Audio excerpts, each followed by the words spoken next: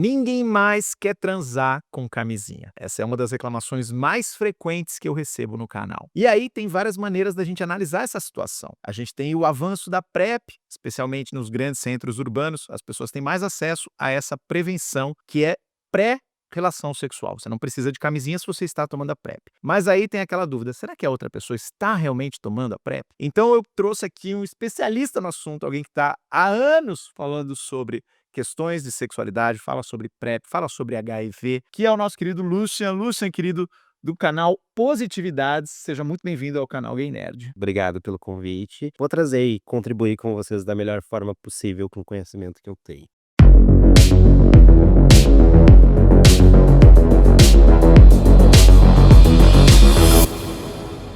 PrEP, a gente sabe que lida diretamente só com a questão do HIV. E aí a outra reclamação que todo mundo tem é: ah, mas a pessoa está se cuidando com HIV, mas não está se cuidando das outras ISTs. Sendo que o protocolo da PrEP também fica de olho em todas essas ISTs. O remedinho, claro, não previne as outras ISTs, mas o tratamento acompanha, as pessoas precisam fazer exames. Então tem toda uma discussão mais ampla aí sobre: será que é só uma questão de preferência, camisinha, ou é uma questão de promiscuidade, que é muito associada também a essa discussão. Querido, como é que você sente isso no seu perfil? O seu perfil fala muito sobre isso. Como é que você percebe a reação das pessoas em relação ao sexo sem camisinha? Eu acho que o primeiro ponto que a gente precisa falar é que as pessoas estão muito preocupadas com a prevenção do outro. Ah, e o outro não está usando preservativo, o outro não está fazendo tal coisa. E eu acho que quando a gente vai falar sobre STs, o primeiro ponto é: você está cuidando dos seus métodos de prevenção? Porque é muito fácil você julgar o outro que está se relacionando sem preservativo, o outro que está indo para sauna, o outro que está indo para festa de sexo. Só que você já parou para olhar o seu método de prevenção? Quais os seus métodos de prevenção? Quais os que se adequam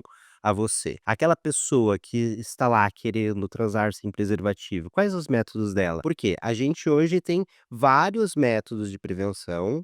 Existe uma questão que as pessoas têm uma dificuldade realmente de usar o preservativo por N questões, por não gostar, não se sentir confortável ou por simplesmente não quero, e tá tudo bem. Só que se a gente ficar sempre preocupado com a prevenção do outro, a gente esquece da nossa. Eu acho que isso tem muito a ver com o que eu falo a respeito também sobre relacionamentos. Eu recebo muitas mensagens, gente, ah, mas e se a outra pessoa me tratar mal? Mas e se o outro fizer isso? Mas e se a outra pessoa deixar de me amar? Ai, se enfim, se acontecer isso, isso. E a gente nunca tem controle sobre o outro, em nenhum aspecto. Nem o modo como ela quer se prevenir, nem o modo como ela vai se sentir num relacionamento. Então, assim, o que você controla é a sua situação. Você tem que estar com a consciência tranquila do que você faz. Você está com seus exames em dias? Você está fazendo seus exames a cada 6 meses? É essa que a gente tem que pensar também. Pelo menos a pessoa que está fazendo PrEP é obrigada a fazer exames regularmente. Então ela está de olho, ela sabe como é que está a situação dela em relação a todas as ISTs. Você sabe sobre a sua? Quando a gente vai falar sobre relações sem preservativo, a gente precisa ver um pouco além da coisa. Por exemplo, eu sou uma pessoa que vive com HIV, estou indetectável,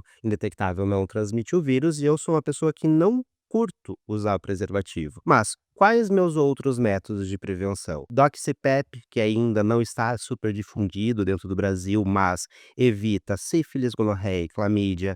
A gente tem também a vacina de meningite B, que evita a gonorreia também, muita gente não sabe sobre isso. A gente tem testagens regulares, a gente tem acompanhamento médico, vacinas como métodos de prevenção. Então não dá pra gente resumir só o método de prevenção como a camisinha e a PrEP. A gente tem outras coisas que muita gente acaba não conhecendo. A vacina de HPV, por exemplo, pessoas que fazem PrEP, elas já têm o direito hoje no Brasil da vacina de HPV. Temos também a questão de hepatite A. Então, existem outras ferramentas que as pessoas esquecem. Você já está cuidando do Positividades há 8 anos? Quanto 8 tempo? anos. Você está solteiro? Você está no Grindr?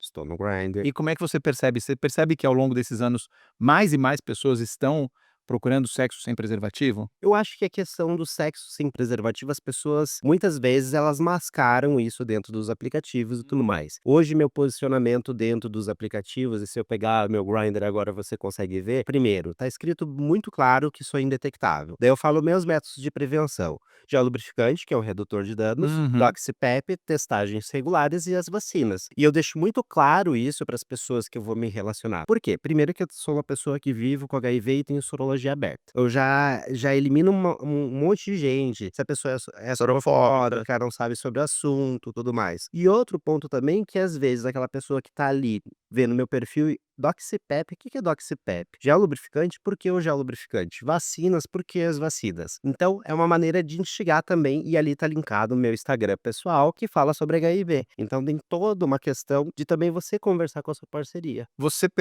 recebe muitas dúvidas via Grindr e as pessoas perguntando: "Que é Doxipep?" Você fica lá: "Ah, ok, vamos explicar o que é Doxipep para essa pessoa". Na verdade, eu não recebo tanto, um ou outro que manda, mas isso facilitou muito minha vida na questão de sexo, porque eu não preciso ficar aquela pessoa falso moralista, ai, quero transar sem preservativo, mas eu vou fazer dessa forma ou daquela. Obviamente que se a pessoa chega pra mim e diz: "Quero usar o preservativo", ok, porque é o método de prevenção dela, ela escolheu aquele método. "Ah, eu vou ficar chateado porque eu não gosto de usar preservativo, mas ela quer usar", não, eu tenho que respeitar também como ela lida com a sexualidade dela. É, eu acho que isso é importante, né, precisa haver essa sintonia de entender que os métodos são diferentes, e aí é uma questão de você se adequar ou não. Você compartilha dessa mesma maneira, vocês enxergam o sexo da mesma maneira, o modo de prevenção da mesma maneira, mas você não acha que isso também é um cenário muito típico daqui de São Paulo, de uma cidade como a nossa, que a gente consegue pegar remédio para PrEP no metrô, o papo é completamente diferente quando a gente vai para cidades menores, por exemplo? O ano passado eu viajei para 7 estados diferentes, fazendo encontros entre pessoas que vivem com HIV, e todos eles com meu Grindr aberto, falando desta forma. Todos eles eu transei. Aliás, Bahia eu não transei porque eu não consegui, mas todos eles eu transei e às vezes, várias vezes. A questão do sexo sem preservativo, ela sempre existiu. Se não existisse, a gente não teria em cada cidade pessoas vivendo com HIV ou acontecendo outras ISTs. Então a gente precisa entender que o sexo sem preservativo, ele é uma coisa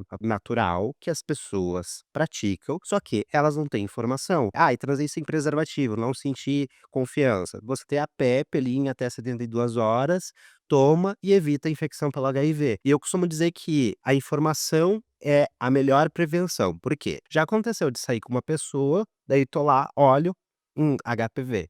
A pessoa não sabia. Você conseguiu identificar nela, é um problema. Mas você não acha que ainda existe ainda um estigma muito grande quando alguém fala que quer transar sem camisinha? Eu percebo isso nessas mensagens que eu recebo dos seguidores, que eu falei que muita gente reclamando: "Ai, todo mundo só quer transar sem camisinha, é um problema". E eu penso, não existe ainda aí um julgamento moral em cima dessa pessoa que quer transar sem camisinha? É uma pessoa que desrespeita os outros e que não liga pra vida e que: "Ai, meu Deus, essa nova geração que não viveu o auge da AIDS e não viu todo mundo morrendo, esse povo não respeita mais nada". Como é que você entende esse discurso? Primeiro a gente precisa entender que HIV nos anos 80, 90, 2000 e 2025 são coisas totalmente diferentes. E isso não sou eu que estou falando. Médicos como Márcia Rachid, por exemplo, que é uma médica super referência em HIV, ela fala: gente, HIV é uma coisa muito simples de se tratar. O grande problema do HIV não é o vírus, é o estigma que se criou sobre isso. E daí a gente tem uma questão de sempre querer colocar uma norma sobre o corpo do outro, como o outro age. Por exemplo, promiscuidade. Quando a gente vai pensar promiscuidade, o que que a gente pensa? A pessoa que sai com várias pessoas. Para a OMS, por exemplo, se você saiu com 2 pessoas em 6 meses, você já é promíscuo.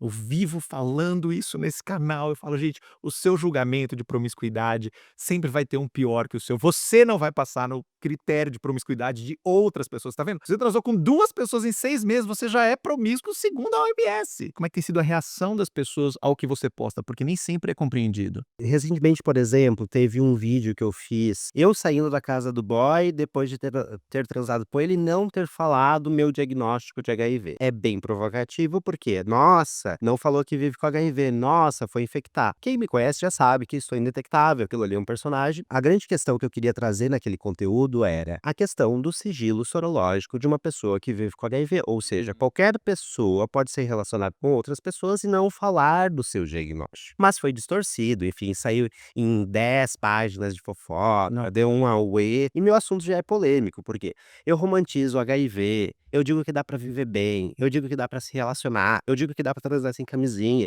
e isso tudo incomoda as pessoas, porque eu estou saindo de uma forma moral e eu estou virando imoral. Existe um cara que se chama Michel Foucault, já ouviu falar? Uhum, claro. A grande questão é que Michel Foucault ele tem a história da sexualidade. E só Uhum. de você falar sobre sexo, você já é uma pessoa promíscua. Se você fala sobre HIV, você é 10 vezes mais promíscuo. Então, independente de qualquer coisa, eu já sou visto como promíscuo. Então, eu abracei minha promiscuidade para poder falar sobre isso de uma forma que, tipo, isso não me atinja mais. É, eu acho que também tem a ver com um discurso de controle no final, né, porque quando se trata de sexo, o discurso por trás sempre é um discurso do controle do corpo, de quem pode fazer sexo, de como se pode fazer sexo, qual é o jeito certo de se fazer sexo, e aí tem essa discussão enorme, a gente pode fazer um paralelo aí, obviamente, que é um tema muito mais delicado e complexo, que é o de aborto, mas é isso. Como que as pessoas podem expressar o seu desejo sexual? Quais são as consequências disso? Então as pessoas partem a partir da consequência, que é,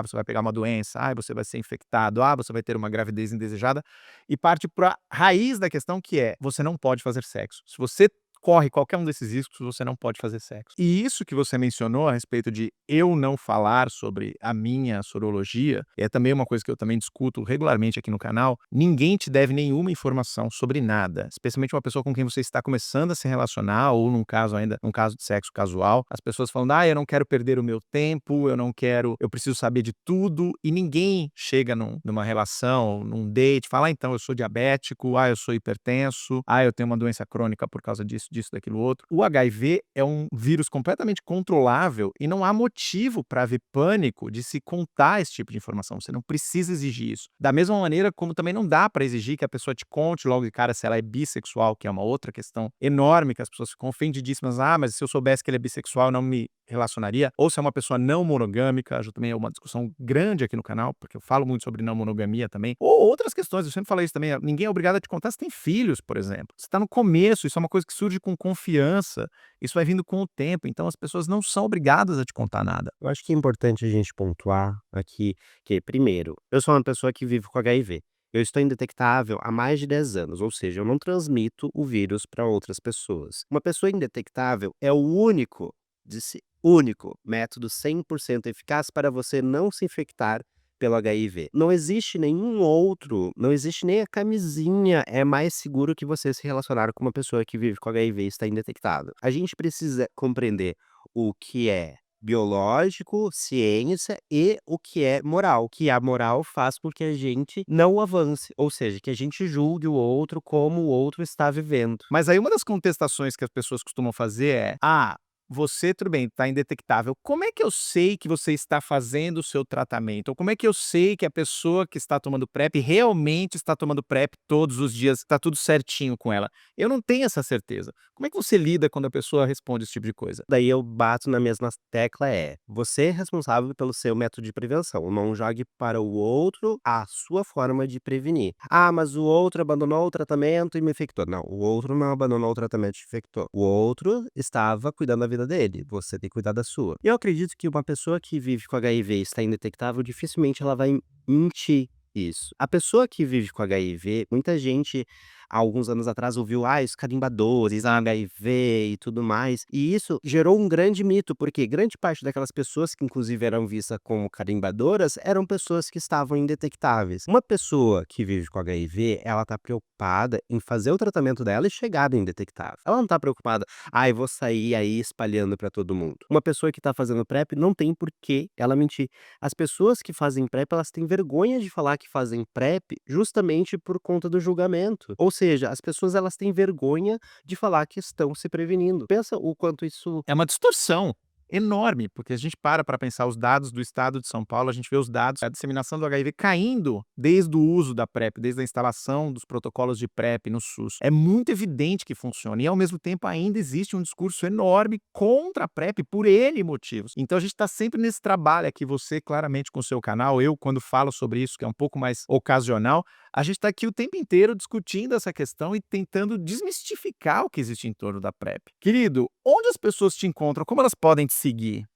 encontra em todas as redes, principalmente TikTok, Kawaii e Instagram, que daí é Positividades com TH, você encontra por lá. Então, tem um videozinho engraçado, tem videozinho para reflexão, tem imagens que fazem você refletir sobre isso também. Eu sempre tô trazendo o que há de mais novo, sempre tô super atualizado sobre HIV, trago coisas históricas também pra gente entender onde estávamos, como estamos hoje. Lucian, querido, obrigado pela sua presença aqui no canal. Quero agradecer demais. Gente, sigam o Lucian e a gente se vê no próximo vídeo aqui do canal, gente. Tchau, tchau. Tchau.